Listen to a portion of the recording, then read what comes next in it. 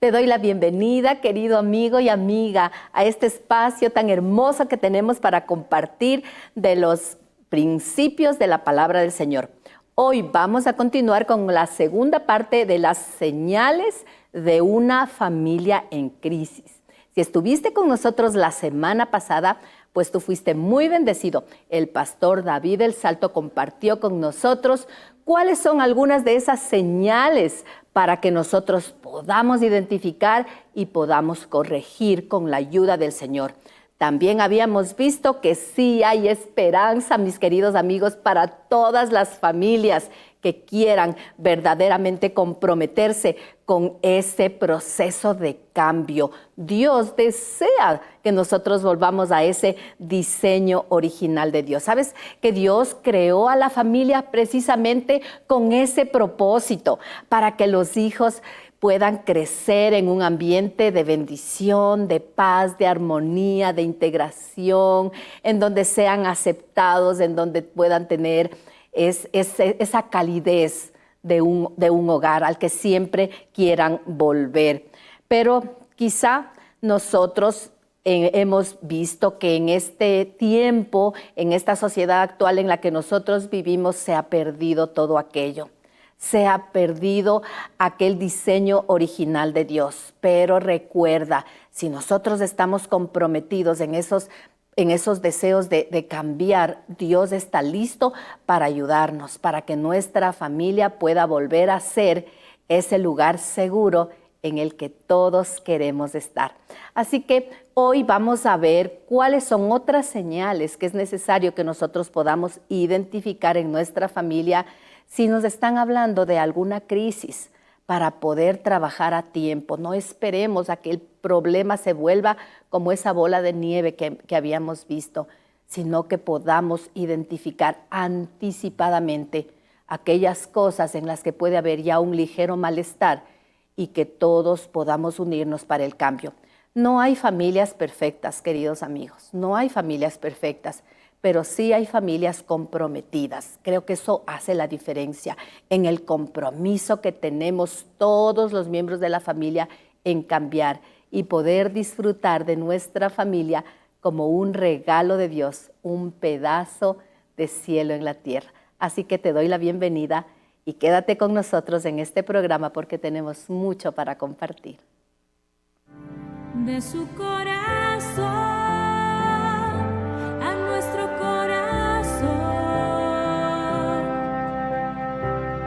ellas hablan del amor del Creador. De nuestro corazón a tu corazón,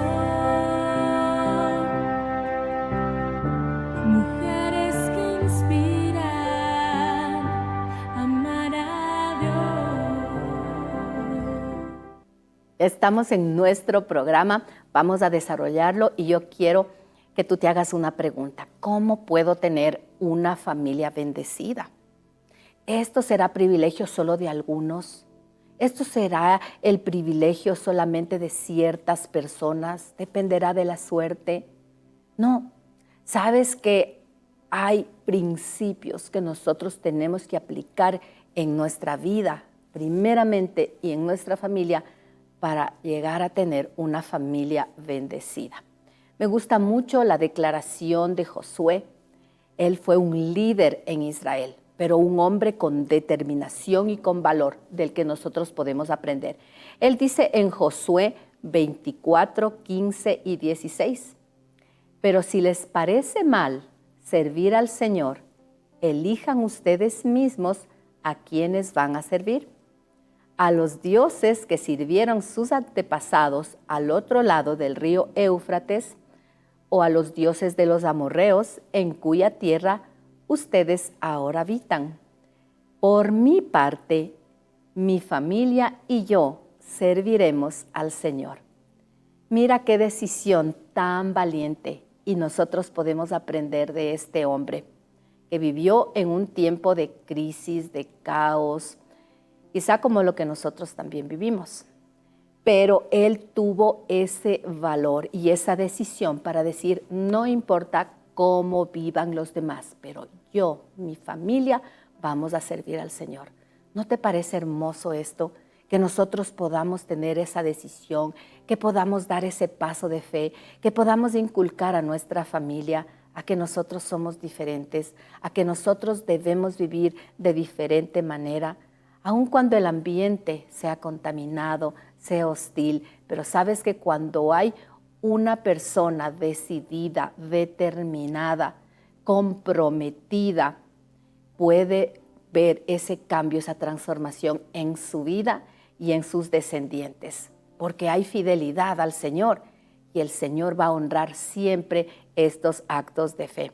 Sabes que ser parte de una familia bendecida es un gran honor que trae muchas bendiciones, como felicidad, como gozo, como amor, respeto, confianza. Pero los miembros de una familia bendecida son aquellos que se comprometen. Como te había empezado diciendo, no depende de la suerte, no depende quizá de las circunstancias, depende de las decisiones, depende del compromiso, de la disciplina. Dios está empeñado en que nuestras familias puedan ser ese diseño original que Él planificó. Así que nosotros debemos ser intencionales para poder lograrlo.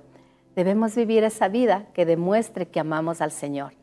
Debemos nosotros hacer morir ese viejo yo, muchas veces inclinado al egoísmo, a mis gustos, a mis preferencias o a mis exigencias. No, sabes que tener una familia bendecida es mucho más que resolver solo las necesidades básicas de los miembros de una familia. Tiene que ver también con el crecimiento, el desarrollo espiritual, el desarrollo emocional. Pero sabes que para lograrlo, nosotros tenemos a un ayudador muy grande, a un consejero. El Espíritu Santo de Dios nos va a ayudar, pero nosotros debemos comprometernos en esos procesos de cambio. Mujeres que inspiran a amar a Dios. Mujeres que inspiran, levantando el altar familiar. Vamos a ver qué nos dice la palabra del Señor aquí en Nehemías capítulo 4, versos 1 en adelante. Dice así: cuando oyó Sanballat que nosotros edificamos el muro, se enojó y se enfureció en gran manera, hizo escarnio contra los judíos. Y habló delante de sus hermanos, el ejército de Samaria, y dijo: ¿qué hacen estos débiles judíos? ¿Se les permitirá volver a levantar altar? ¿Se les permitirá?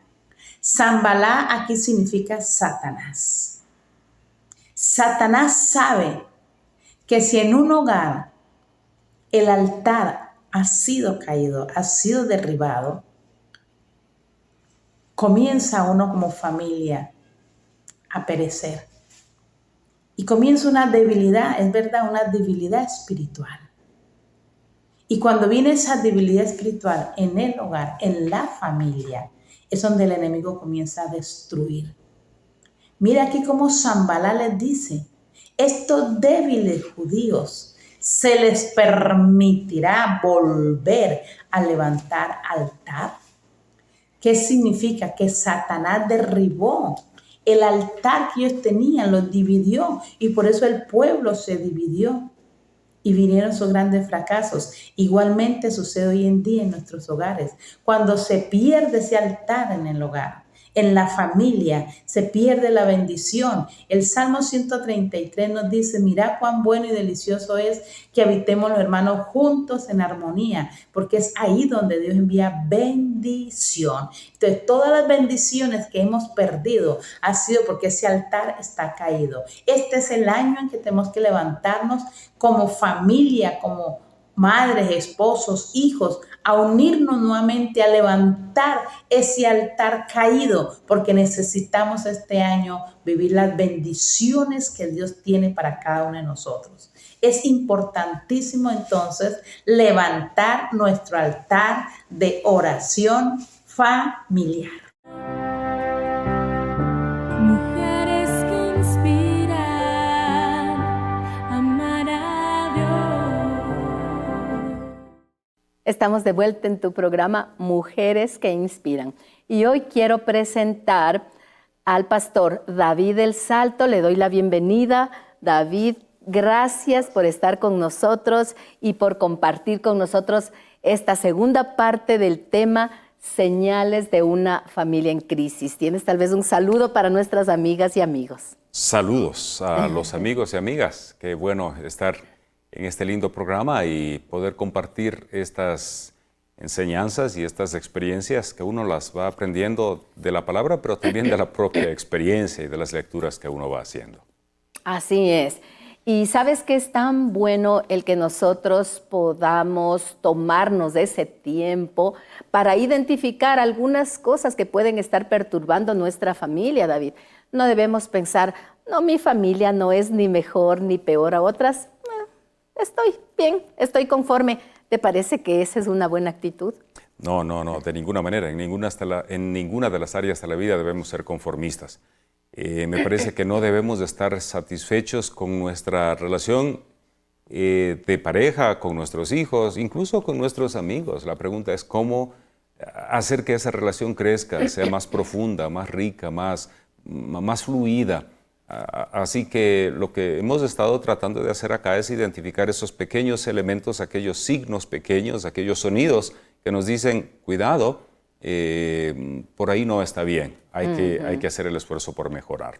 Y ahorita me haces acuerdo de aquel texto bíblico que nos dice que debemos cuidar esas zorrillas pequeñas porque echan a perder los viñedos. Y creo que nos habla mucho de lo que tú estás mencionando, David. Tal vez no tomamos en cuenta aquellas cosas, pero después vemos que de la noche a la mañana, no sé si a ti te ha pasado, pero a veces nos enteramos de que una pareja se divorció y nosotros decíamos, pero ¿cuándo? Si se los veía bien, si se llevaban bien. Quizá tiene que ver con esto, David. Sí, o estuve pensando, venía acá al canal y me decía un señor, qué triste que hayan tantos incendios en este momento en el Ecuador. Y todo empezó con un fuego pequeño. Y la cosa puede ir creciendo y si no se lo apaga a tiempo, entonces en un momento puede ser demasiado tarde. Qué bueno que hay señales, realmente qué bueno que hay señales. Y esas señales nos ayudan a prevenir que la cosa crezca y que finalmente la cosa termine mal. ¿Cuál sería otra señal importante a tomar en cuenta, David, para poder actuar a tiempo? Vale la pena repetir de pronto un poquito lo que dijimos en el programa anterior. Hablábamos de aislamiento, que las familias y las personas y los miembros de la familia de pronto cada quien está por su lado, nos empezamos a separar física y emocionalmente. La segunda relacionada tenía que ver con la pobre comunicación en los miembros de la familia. ¿Y cuál era la última? ¿Te acuerdas, Katy? La última, yo ya me olvidé. Las discusiones. Permanentes y alteradas discusiones en los miembros de la familia. Así es. Esa fue la tercera que nosotros consideramos en el último programa. Déjame que introduzca una nueva señal que yo creo que es importante tener en cuenta. Y yo le llamo normas inexistentes. ¿Te refieres a disciplina? Me refiero a disciplina, así es. Me refiero a estructura. Habremos visto nosotros, seguramente hemos visto familias y a veces nuestra propia familia, donde no hay un sentido de orden. No hay un sentido de que aquí empieza, aquí termina, estos son los límites que tienen los niños, estos son los límites que tengo yo como adulto, como papá, como mamá, etc. Sino que vivimos a la buena de Dios, como dicen por allí, pero ni siquiera es a la buena de Dios, sino que actuamos sin ningún tipo de estructura en la familia, carencia de normas en la casa, y las pocas que se han establecido no se cumplen. Por ejemplo, nosotros le decimos al niño, si tú haces tal cosa, entonces habrá estas consecuencias. El asunto es que muchas veces las consecuencias afectan no solamente al niño, sino que nos afectan también a nosotros. Y no queremos aplicar las consecuencias porque entonces nosotros también somos afectados. Los niños entonces crecen desprovistos de disciplina, de guía, de dirección. Yo digo la disciplina es como ese palito que le ponemos junto al árbol que está creciendo, que ayuda a que el árbol crezca recto. Cuando los niños no tienen disciplina, entonces difícilmente pueden crecer rectos, sino que crecen así nomás. Más que un hogar, entonces esa casa eventualmente llegará a parecerse o a un hotel donde los hijos adolescentes entran y salen cuando quieren y en el peor de los casos parecerá un campo de guerra. Necesitamos establecer normas en la casa, disciplina, estructura fundamentalmente, que la gente sepa qué se hace y claro, conforme van creciendo los niños, por qué se hacen ciertas cosas y que haya una especie de consenso en cuanto a las normas y que todos sepamos que las normas nos afectan a todos. El fallar en el cumplimiento de ciertas normas afectan no solamente a los niños, sino a nosotros. Yo recuerdo cuando nuestras niñas eran pequeñas, yo hablaba con ellas sobre las diferentes situaciones de la vida, decimos en el Ecuador, meterlas de andar, equivocarnos. Y les decía, si yo como papá hago lo mismo que ustedes hacen, las cosas que les estamos advirtiendo a ustedes, yo voy a ser afectado. Y lo peor de todo, mi querida Katy, es que cuando uno hace algo que no está bien, todos los cercanos a uno son afectados. Yo hablaba de mis hijas sobre esto y decía, el tema de las normas, de las consecuencias, etcétera, es válido para ustedes, jóvenes, pero también es válido para mí. Yo tengo que cuidarme, su mami tiene que cuidarse, tenemos que andar de acuerdo a ciertos criterios importantes y esos criterios harán que ustedes y yo tengamos éxito como personas y como familias. David, en cuanto al castigo físico a los niños, ¿la Biblia nos dice algo al respecto? El tema es que no todo lo que nos dice la Biblia siempre es aplicable inmediatamente. Y bueno, esto puede sonar muy, muy fuerte para ciertas personas. En la Biblia sí se habla de la vara. Y nosotros con nuestras hijas pequeñas sí lo usábamos cuando eran pequeñas, pero me parece hoy impensable que mis hijas apliquen la vara para sus hijos, que son mis nietos. ¿Por qué razón? Porque las cosas en el mundo han cambiado. Y sin embargo, déjenme que les diga esto, mis nietos saben que el transgredir ciertas normas trae consecuencias. Es que los niños no necesitan recibir un latigazo o una vara para sentir que hay consecuencias por haber transgredido a una norma. Para ellos, por ejemplo, una de las consecuencias es les ponen a un lado y entonces les quitan del grupo donde están ellos divirtiéndose o jugando. Y para ellos eso es tan doloroso o posiblemente más doloroso que un latigazo. Así que tienen que haber consecuencias, sí, y me parece que el énfasis de la palabra de Dios es en eso. Tienen que haber consecuencias y es importante que los niños aprendan a sufrir, si se quiere, la consecuencia. Consecuencias que son acorde con su edad, con su situación y obviamente consecuencias que no les hagan ningún mal profundo, pero que sientan la consecuencia. Y es mejor que sientan con nosotros esas consecuencias que son puestas allí por amor, constructivas, etcétera, a que luego sientan esas consecuencias que las van a ver en la calle, ¿no es cierto?, con sus amigos o con la policía, etcétera. Es importante que las personas sepan que toda acción tiene una consecuencia. Las acciones buenas tienen consecuencias buenas, las acciones malas tienen consecuencias negativas y los niños deben aprender eso. Es decir, yo me paso la luz en rojo y yo voy a recibir una consecuencia, voy más rápido de lo que debo ir cuando estoy manejando, vivo una consecuencia. Es bueno que los niños sepan eso, de lo contrario no van a madurar y siempre van a esperar que mamita y papito los saquen de ese problema y no asumimos responsabilidad por nuestras acciones. Es decir, que es importante también que nosotros podamos pedir sabiduría al Señor para dar estas consecuencias, quizá la conducta cuando es negativa o cuando no se ha cumplido con ciertas normas o principios, de acuerdo con la edad, David. Absolutamente. Y es bueno que hablemos. El esposo y la esposa tienen que hablar de estas cosas. Y otra vez, que seamos consistentes en la aplicación de las normas. Lastimosamente, muchas veces exasperamos a nuestros hijos cuando se nos ocurre cualquier tipo de castigo en el momento. Y muchas veces yo digo, pero no hagamos ese tipo de promesa, entre comillas, que posiblemente ni siquiera la vamos a cumplir. Y entonces nuestro hijo ya no nos cree y el día de mañana no le importa transgredir cierta norma porque dice, no, mi mamá igual no voy a vivir las consecuencias, etc. No, tenemos que ser muy consistentes, aun cuando eso significa que yo también, de alguna manera, voy a pagar esas consecuencias. Uno tiene que ser primero modelo y ejemplo para poder imponer estas reglas y consecuencias. Así es, absolutamente. Y otra vez, las consecuencias son para mí también, no solamente para los niños. Bueno, quisiera ver otra señal, David, importante que la tomemos en cuenta. ¿Cuál sería? Claro, yo tengo una señal que me parece que es importante también, lo que yo llamo autoestima baja. En otras palabras, ¿qué tan rica es la salud emocional del niño, del joven, de la esposa, del esposo? ¿Qué tanto me siento yo amado? ¿Qué tanto me siento yo valioso? ¿Qué tanto me siento yo digno? Si tú notas que una esposa o un esposo se siente que no vale mucho o que un niño se siente muy acomplejado, la gran pregunta es, ¿qué ha pasado en esa casa? Y si nosotros notamos eso, que un niño, que una mujer o el hombre no se sienten amados, no se sienten queridos, etc., seguramente es una señal de peligro en la relación. La autoestima baja nos hace vulnerables como personas.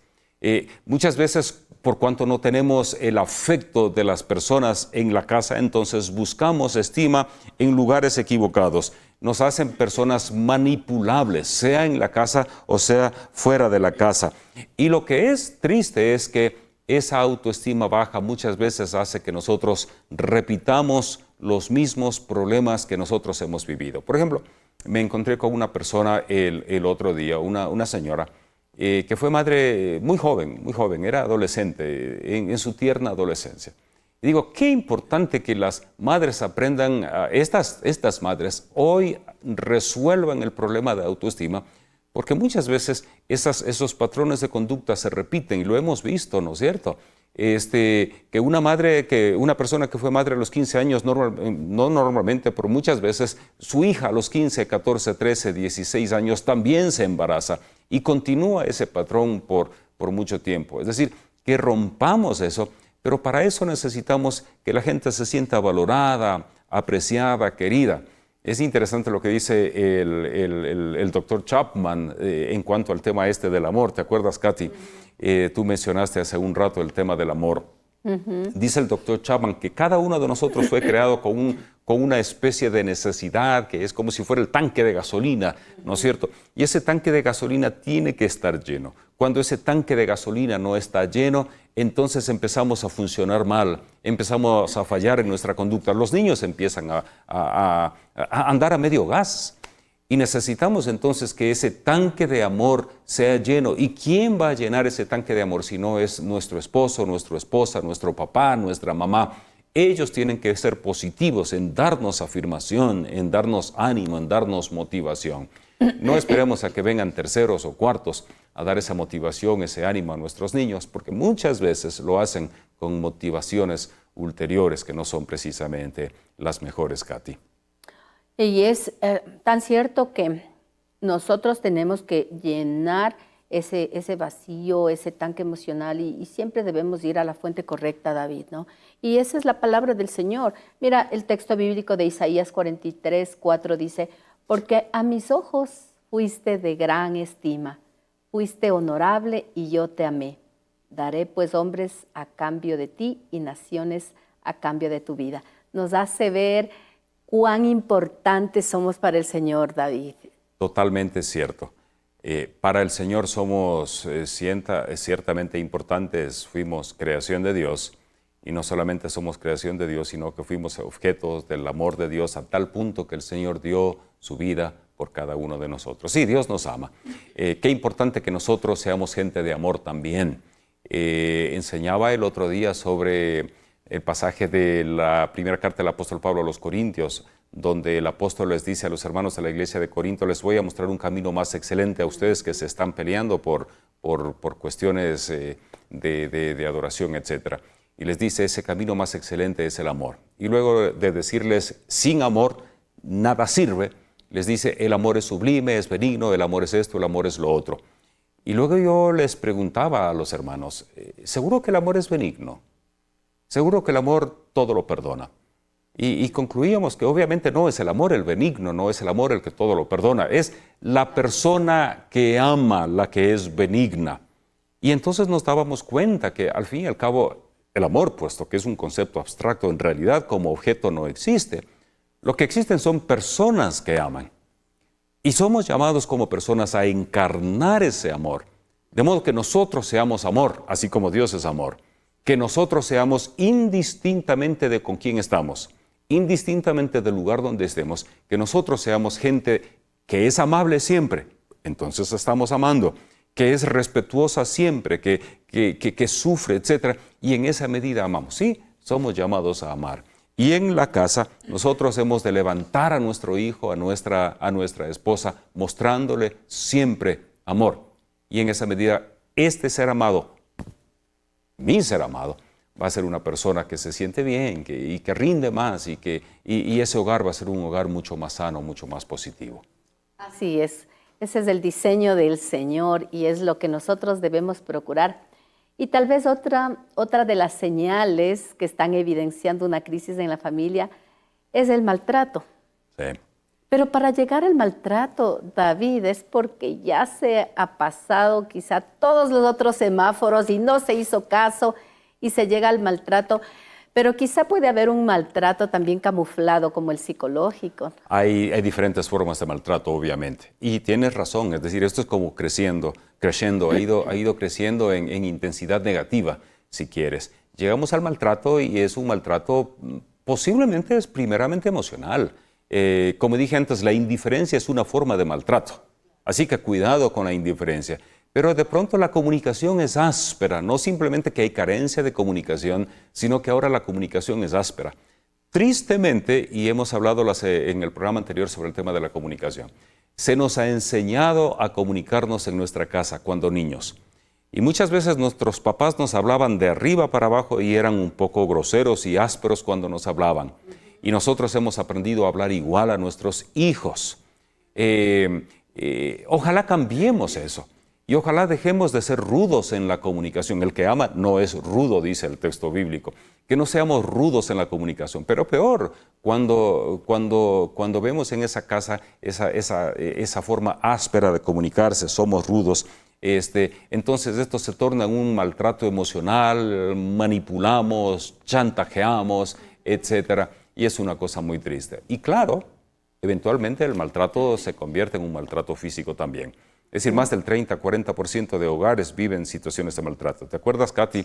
En la época del COVID era tremendo el tema del maltrato. Pero estuvimos encerrados en un pequeño departamento, en una casa, y eso hacía que de alguna manera ya casi no nos toleremos. Y entonces el maltrato creció. Los índices de maltrato doméstico, de violencia doméstica, crecieron en la época del COVID. Pero claro, ahora que hemos pasado eso, muchas veces el maltrato se convierte en abandono. Como dijiste antes, el maltrato es psicológico, pero también hay maltrato físico. Obviamente, esto ya no es una señal muy sutil, es una señal fuerte de que ese hogar tiene crisis. Y es urgente que estos miembros de esta familia o de este grupo social busquen ayuda. Es tremendo todo esto, David, porque nos damos cuenta, como si bien tú decías, que todo va en una escalada creciente hacia algo peor. Mira, si nosotros no vemos aquellos semáforos, no identificamos a tiempo, podemos terminar en estas formas tan negativas de relacionarse, que es el maltrato. En conclusión, mi querido David, como tú mencionas, es necesario que nosotros podamos corregir algo cuando estamos viendo que algo se está presentando. Eso es más fácil que reparar algo que ya está dañado. Así es, así es. Qué importante, porque claro, estos maltratos van a llevarnos y eventualmente a rupturas, o rupturas temporales o rupturas definitivas, ¿no es cierto? Es decir, él ya duerme en un cuarto, ella duerme en otro cuarto, o yo me voy a la casa de mamita y cosas por el estilo.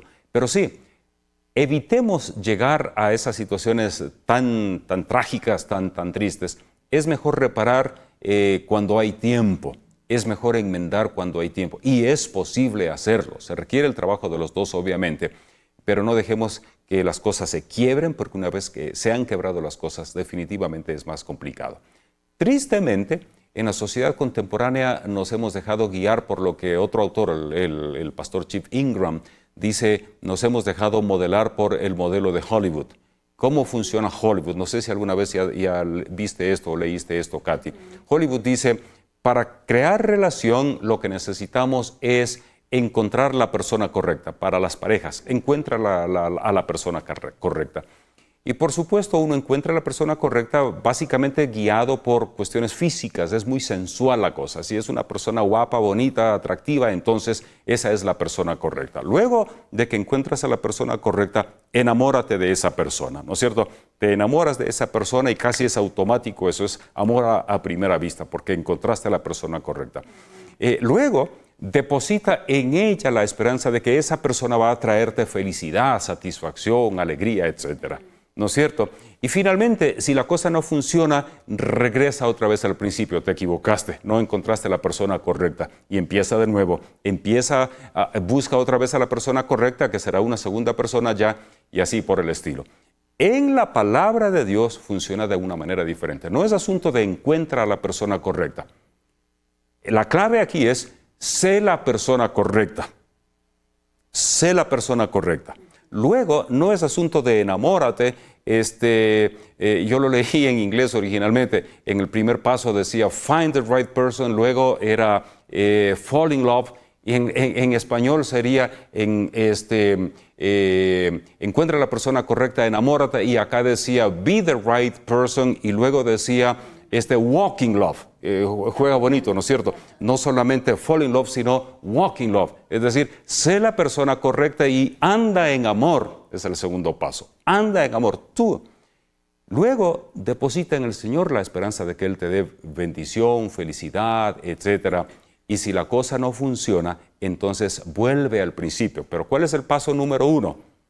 Sé la persona correcta. Sé la persona correcta. Anda en amor, busca a Dios y deposita en Él la esperanza de que te dé satisfacción. Y eso te libera. Porque entonces no depende de que la otra persona te ame y sea cariñosa, etcétera, para que tú hagas lo que te corresponde a ti. Si no funciona, vuelve a ser tú la persona correcta. Así que sí, hay esperanza. Necesitamos trabajar el asunto Identifiquemos esas señales a tiempo. Y si encontramos que esas señales están allí, hagamos lo posible por ser la persona correcta.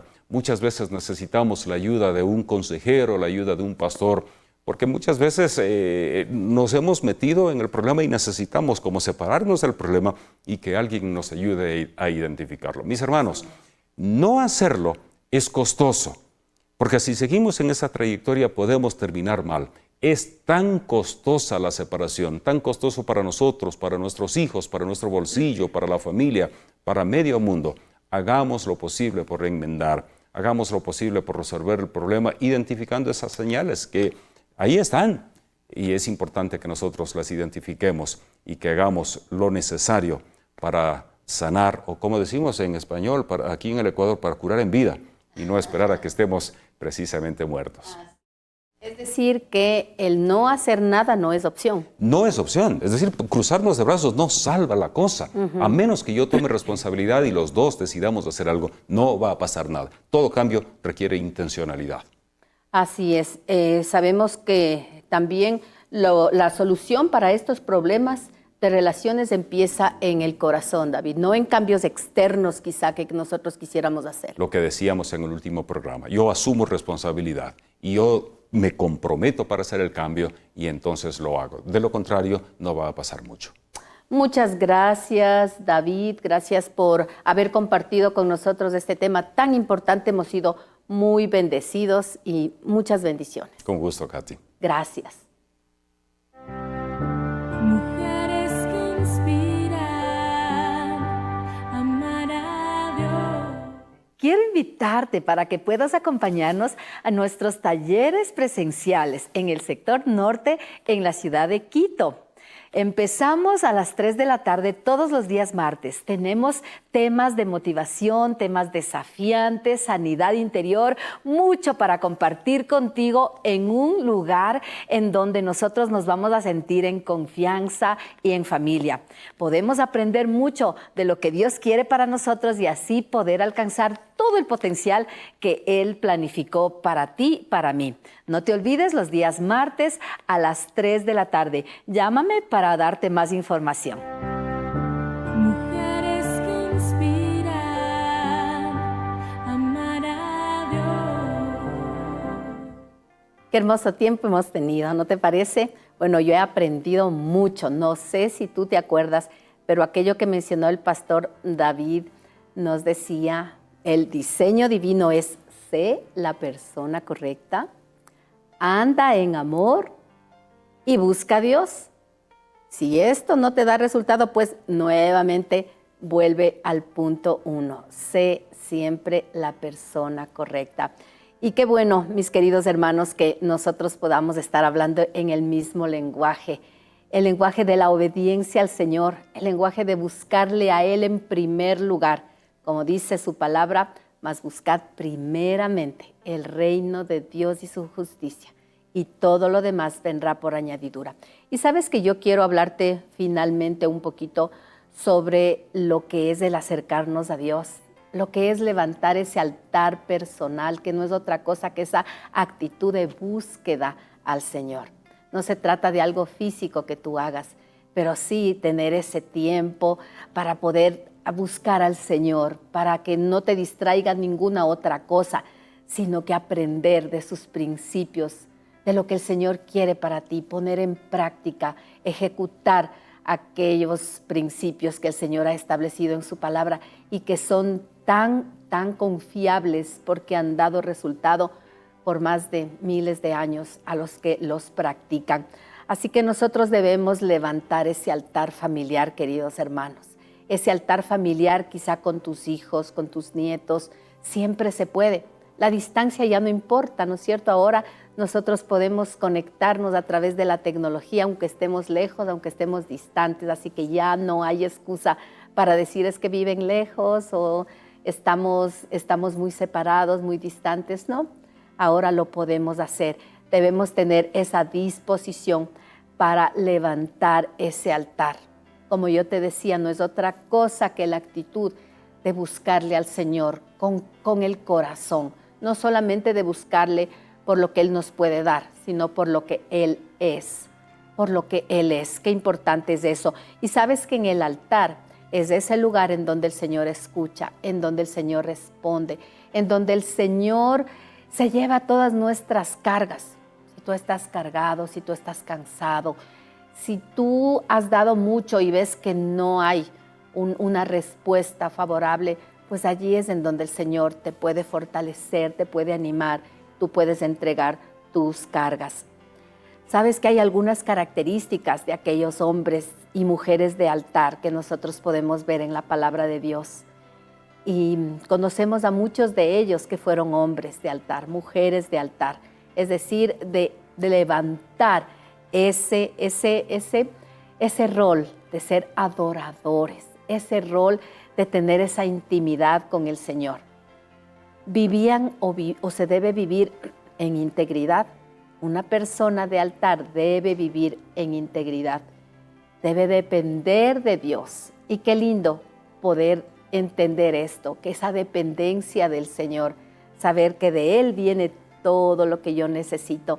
No necesariamente son mis fuerzas o mi habilidad o mis destrezas, tal vez para comunicarme, tal vez para solucionar problemas, porque hay un punto cuando nosotros ya nos sentimos tal vez incapaces, un punto hasta el cual nosotros llegamos, pero luego viene Dios, y ahí es cuando nosotros podemos desarrollar esa dependencia, el saber que Dios está con nosotros para hacer lo que nosotros no podemos hacer. Qué bueno que podamos entender esto. Y sabes que podemos ver en el libro de Génesis 15:6 que nos dice: Abraham creyó a Jehová y le fue contado por justicia. Mira, Abraham le creyó al Señor y esto le fue contado por justicia. Nos habla de vivir en fe, creerle al Señor. Y cuando nosotros vivimos en fe, sabes que no nos angustiamos por las cosas que podemos estar viviendo hoy en el presente. No nos angustiamos tal vez porque estamos viendo que nuestra familia tiene problemas o hay conflictos. Lo que hacemos es pedirle al Señor. Lo que hacemos es volver a Él con esa actitud humilde y le podemos decir: Señor, cámbiame a mí, muéstrame a mí cómo ser la madre que mis hijos necesitan tener, cómo ser la esposa que mi esposo necesita tener. que yo pueda sacar lo mejor de mi familia. ¿Te has dado cuenta que a veces la familia se convierte en el lugar donde los integrantes sacan lo peor de sí mismos? Quizá en el trabajo son unas lindas personas, quizá en la iglesia son unas lindas personas, pero en el hogar están sacando lo peor. Nosotros debemos ser un instrumento de Dios para sacar lo mejor de nuestra familia, mis queridos amigos, de nuestro esposo, de nuestros hijos. Recuerda que Dios es un Dios de generaciones. Por eso al Señor se le conoce en la palabra como el Dios de Isaac, el Dios de Abraham, el Dios de Isaac y el Dios de Jacob. ¿Sabes por qué? Porque Él es un Dios de generaciones, porque su misericordia y su bondad es permanente, porque Él quiere que las familias se levanten con principios, con obediencia, con fe, que nosotros podamos inculcar en nuestros hijos y a su vez nuestros hijos puedan inculcar en los suyos y así podamos construir generaciones de familias bendecidas. Qué hermoso, ¿no es cierto? Tener ese linaje bendito. Y esto se va a conseguir cuando una persona asume ese compromiso que el Señor le ha dado, porque nosotros tenemos esa facultad dada por el Señor para formar aquellas vidas. Así que Dios no va a quitar el bien a los que caminan en integridad, aquellos que andan de acuerdo a sus principios, que viven sus enseñanzas, que las ponen en práctica, pero sabes que no como una norma, no como algo que yo hago como para ganarme la bondad de Dios. No, porque el Señor ya nos ha dado todo. Yo lo hago por obediencia, por amor, porque quiero vivir esa clase de vida que honre al Señor. Y sabes que es importante también reconocer y reflexionar que nosotros estamos marcando el camino de nuestra descendencia. Recuerdas que en el segmento anterior el pastor David también nos había hablado de que hay familias quizá en las cuales están repitiendo aquellas conductas negativas o aquellos roles negativos, se van repitiendo de los padres a los hijos y siguen.